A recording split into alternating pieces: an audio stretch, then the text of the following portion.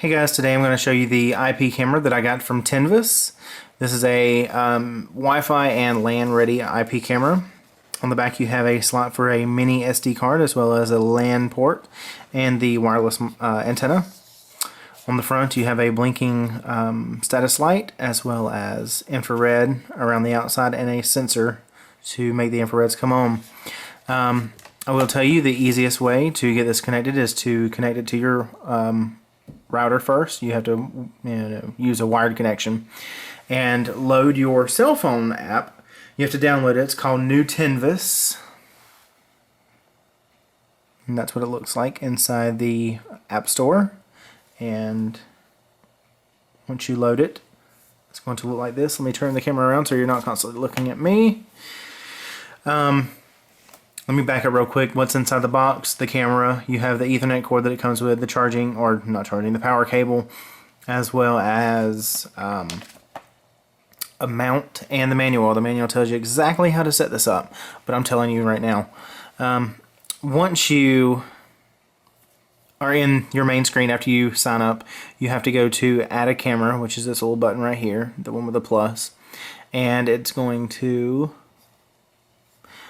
show you your camera, which is going to be in this list right here. That is my camera that I'm currently using, but I've already added it, so I'm not going to add it again.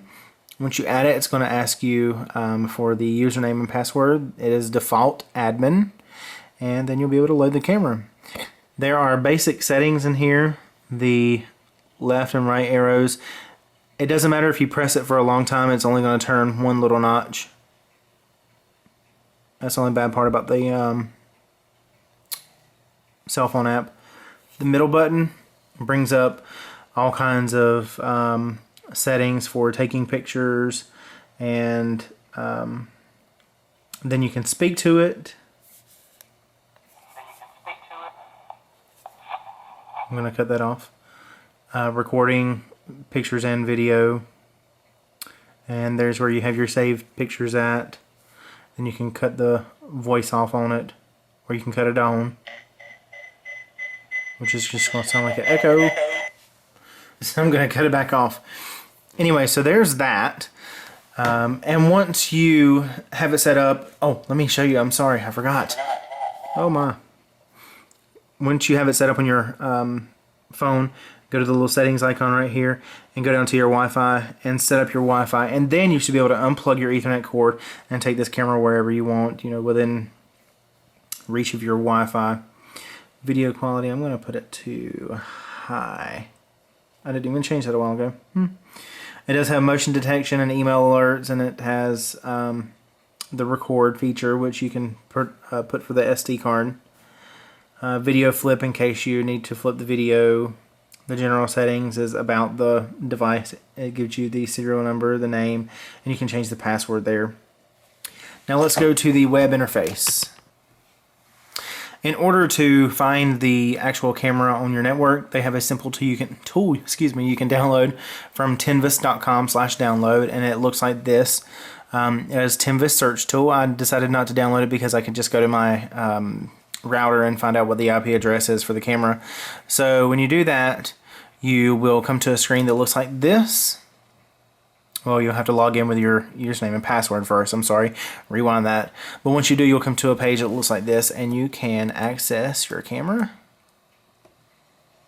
Now, the best part about the web interface is that you can press and hold as long as you want to, and it'll continue to rotate as long as you hold it. To take a screenshot or a snap, you just press this little round button right here, and it saves it to your local hard drive. Snap pictures will be saved to D:/snap. You can also have it pan back and forth by pressing that button. It automatically pans.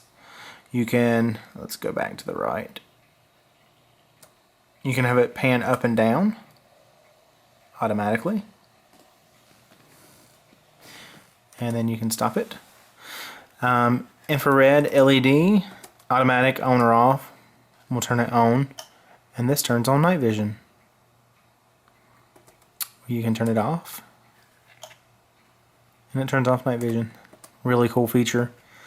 Screen regulation, this turns the brightness and contrast up or down.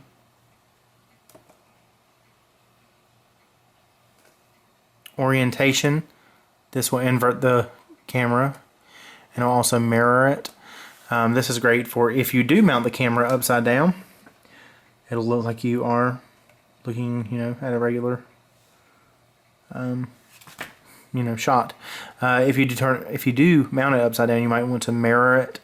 Then it'll make it look like, you know, what it just looked like right there. Preset. This is certain spots you can have it preset to look at. Like I can, let's say we're going to set number 1. And then we're going to go over here and say we're going to set number 2. Now we can go to number 1 and press go.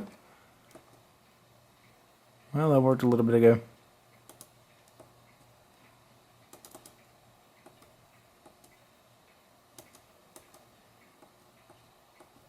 Okay, now that feature is not working for some reason.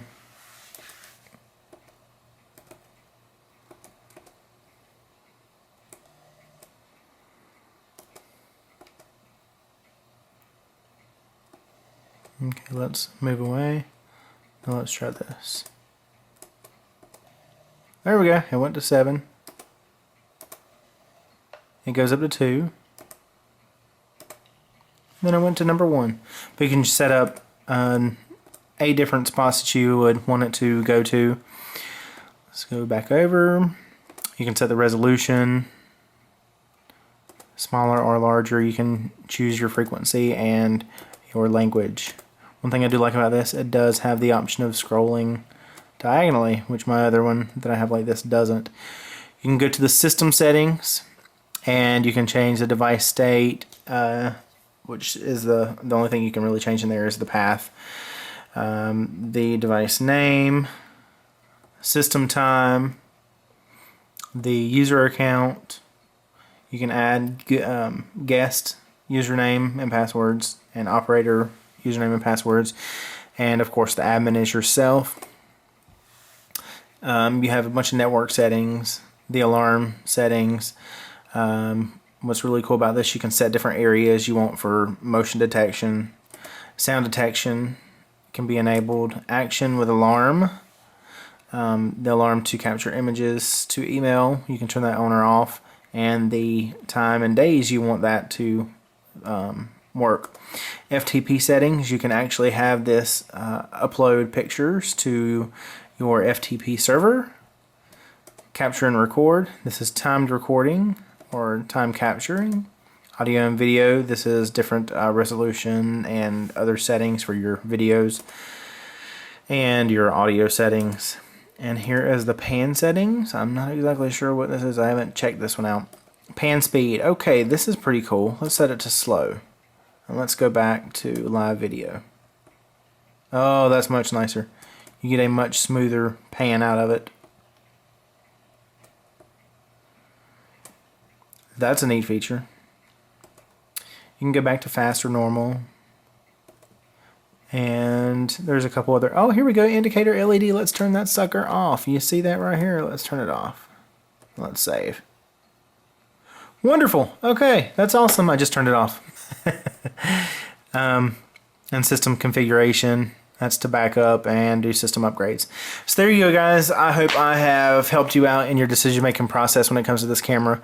Really nice camera. It's on more on the basic side, but it does have several awesome features to it. So y'all have a great day. Enjoy.